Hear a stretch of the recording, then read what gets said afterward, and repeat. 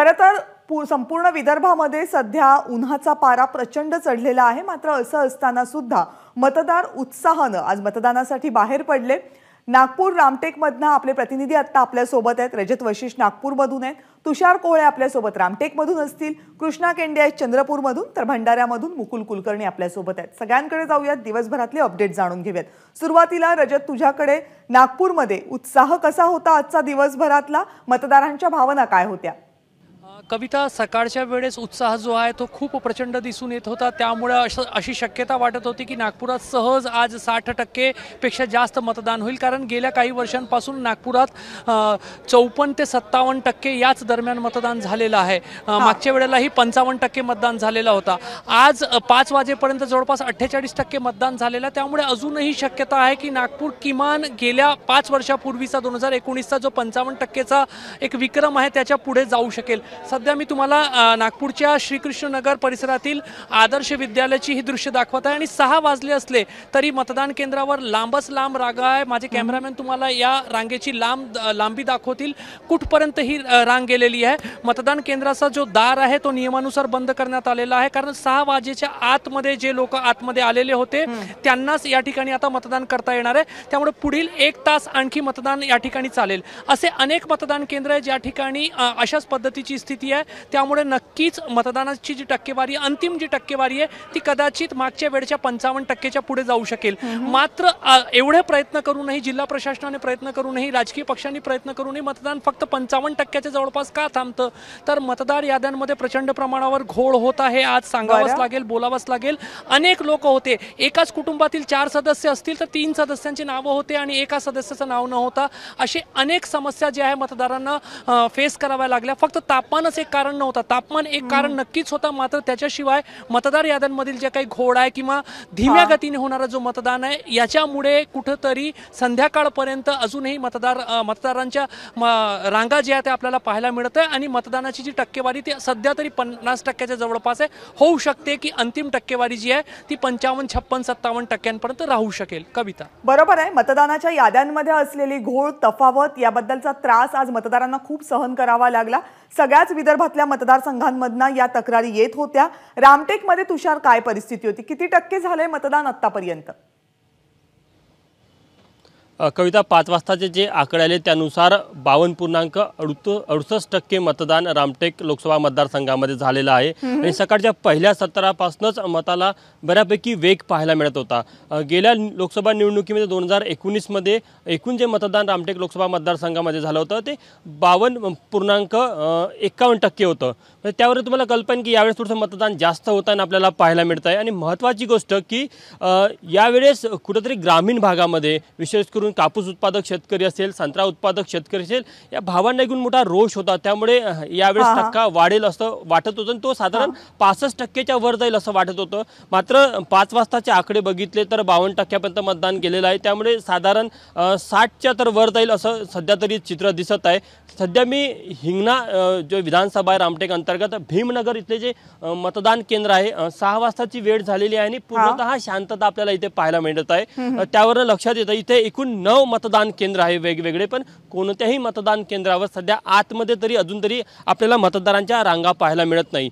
ज्या प्रकारे रामटेक लोकसभा मतदारसंघामध्ये अनेक नाट्यमय घडामोडी घडल्या आणि कुठेतरी महाविकास आघाडीने महिला सक्षमीकरण किंवा महिलांवर अन्याय झाला म्हणून कुठेतरी तो मुद्दा स्थानिक स्तरावर या संपूर्ण प्रचाराचा केंद्रबिंदू केलेला होता। तर दुसरीकडे महायुतीने मोदी चेहरा, मोदी गॅरंटी याला प्राधान्य दिलेलं होतं। या सगळ्या मुद्द्यांवरनं अत्यंत अटीतटीच्या वळणावर सध्या रामटेकची लोकसभेची निवडणूक आलेली आहे। जर का केंद्र सरकारमध्ये विशेष करून भाजपचं बघायचं झालं तर त्यांनी वैयक्तिक लाभांच्या ज्या योजना होत्या, विशेष करून केंद्र सरकार केला होता, ज्याचा काय नेमका परिणाम होतो या निवडणुकीच्या निकालावर 4 जूनला आपल्याला सगळ्यांनाच कळेल। चंद्रपूरमध्ये कृष्णा केंडे आहेत, कृष्णाकडे जाऊयात। कृष्णा, चंद्रपूरमधली लढाई, सुधीर मुनगंटीवार या मतदारसंघामधनं लोकसभेची निवडणूक लढवत आहेत। सामना अटीतटीचा आहे काँग्रेस आणि भाजपमध्ये। आज मतदानाच्या दिवशी काय चित्र दिसलं? नाही, आता 6 वाजलेले आहेत आणि आता EVM मध्ये प्रतिभा धानोरकर असू देत किंवा सुधीर मुनगंटीवार यांच्यासह 15 उमेदवाराचं भवितव्य ईव्हीएम मध्ये बंद झालेलं आहे आणि चंद्रपूरमध्ये सुरुवातीला सकाळी प्रचंड उत्साह मतदारांमध्ये पाहायला मिळालेला होता. आता मी दाखवतोय की हे एक मतदान केंद्र आहे. तिथे आता ईव्हीएम त्याच्यावरती सील लावण्याची प्रक्रिया सुरू आहे आणि त्यानंतर हे ईव्हीएम पाठवले जातील. आणि तुला जसं सांगितलं तसं की प्रचंड उत्साह होता. म्हणजे शासनानं जो 85 वर्षाच्या वयाची जी लोक आहेत त्यांना घरून मतदान करण्याचा अधिकार दिला, त्याचं एक चांगलं उदाहरण इथं पाहायला मिळालं. ते असं होतं की एका वृद्ध महिलेचा काल मृत्यू झालेला होता, मात्र तिने मतदान केलेलं होतं. कारण होतं की अधिकारी घरी आलेले होते आणि घरात दुःख असताना सुद्धा मंत्री कुटुंबातील 28 लोकांनी एकत्र येऊन मतदान केंद्रावरती रांगा लावून या ठिकाणी मतदान केलेलं होतं.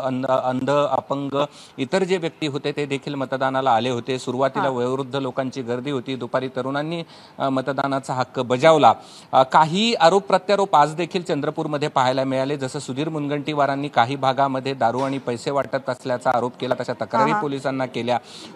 कुठे या ठिकाणी प्रतिभा धानोरकर यांचं जे बॅलेट पेपर लावलेलं होतं त्यावरती कॅन्सल अशा प्रकारचा शिक्का मारल्यामुळे गोंधळ निर्माण झालेला होता. मात्र एकंदरीतच कुठलाही मोठा असा दुसरा अनुचित प्रकार घडलेला नाही. काही प्रमाणात ईव्हीएम मशीन बंद पडण्याच्या घटना सकाळी घडल्या, मात्र प्रशासनाच्या वतीने तात्काळ दुरुस्त केल्या गेल्या. 5 वाजेपर्यंत चंद्रपूरमध्ये 56% मतदान झालेलं होतं. गत निवडणुकीमध्ये हे मतदान 64.88 होतं. खरं तर तेवढी टक्केवारी आता होईल असं वाटत नाही. मतदानाचा टक्का घटेल. याला नेमकी काय कारण आहेत हे पाहावं लागेल. मात्र मतदानाचा टक्का घटतोय त्याचा फायदा या ठिकाणी प्रतिभा धानोरकरांना होतो की दुसरे जे आपले सुधीर मुनगंटीवार आहेत त्यांना होते पाहावं लागेल. त्याचं असेल 4 जूनला आपल्या सगळ्यांसमोर याची उत्तरं असतील. भंडारा गोंदियामध्ये मुकुल कुलकर्णी आहेत. मुकुल, भंडारा गोंदियामध्ये सुनील मेंढे आणि प्रवीण पडोळे यांच्यामध्ये सध्या चुरस आहे. दोघांनीही जमके प्रचार केलेला आहे आपला. काय आजच्या दिवसभरातलं चित्र होतं? मतदानाची टक्केवारी काय आहे?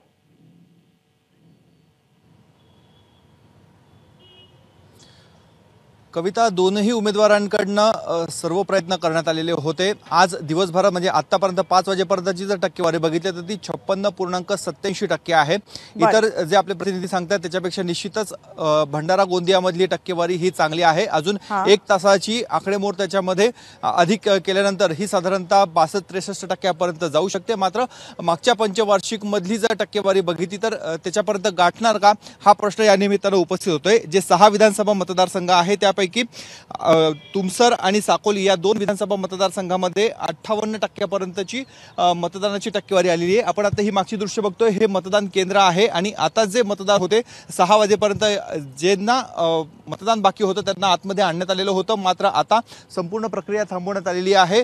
आता मतदान यंत्र हे सील करण्याचं काम आतमध्ये सुरू झालेले आहे. आता एकही मतदार या मतदान केंद्रावर नाहीये. मात्र भंडारा गोंदियामधले इतर जे काही मतदान केंद्र आहेत त्या ठिकाणी अजूनही रांगा लागलेल्या आहेत. अजूनही गेटच्या आतमध्ये काही मतदार आहेत आणि त्यांचं मतदान प्रक्रिया ही सध्या सुरू आहे. एकूणच नाना पटोले हे काँग्रेसचे प्रदेशाध्यक्ष आहे आणि दुसरीकडे प्रफुल्ल पटेल हे राष्ट्रवादी काँग्रेस अजित पवार गटाचे मोठे नेते आहेत. या दोघांमधलीच ही फाईट मानली जाते. जरी उमेदवार हे वेगळे असले तरी या दोघांच्या प्रतिष्ठेची ही निवडणूक होती. एकूण 6 विधानसभापैकी 2 विधानसभा या राष्ट्रवादी काँग्रेसकडे आहे, 1 काँग्रेसकडे आहे, 1 भाजपकडे आहे आणि 2 अपक्ष आमदार या विधानसभेमध्ये आहे. त्यामुळे या सर्वांची ताकद आता कोणाला मिळते हे बघणं अत्यंत महत्त्वाचं आहे. सुनील मेंढे यांच्याविषयी मागील 5 वर्षाची नाराजी होती, त्यांनी कामं केली नाहीत अशा स्वरूपाची नाराजी होती. तर पडोळे हे अचानक नाना पटोले यांनी आणलेले उमेदवार होते, नवखे उमेदवार होते अशी त्यामुळे दोन्ही बाजूला नाराजी होती. प्रचार झाला आणि त्याचा निकाल 4 जूनला अपेक्षित आहे. याशिवाय गडचिरोलीमध्ये सुद्धा आज मतदान पार पडलं. जवळपास 57% मतदान गडचिरोलीमध्ये पार पडलं. अशोक नेते आणि नामदेव किरसान तिथून निवडणुकीच्या रिंगणामध्ये आहेत. आपण सगळ्यांनी ही सविस्तर माहिती आजच्या दिवसभरातली आमच्यापर्यंत पोहोचवली. तुमच्या सगळ्यांचे खूप खूप आभार. एबीपी माझा, उघडा डोळे बघा नीट.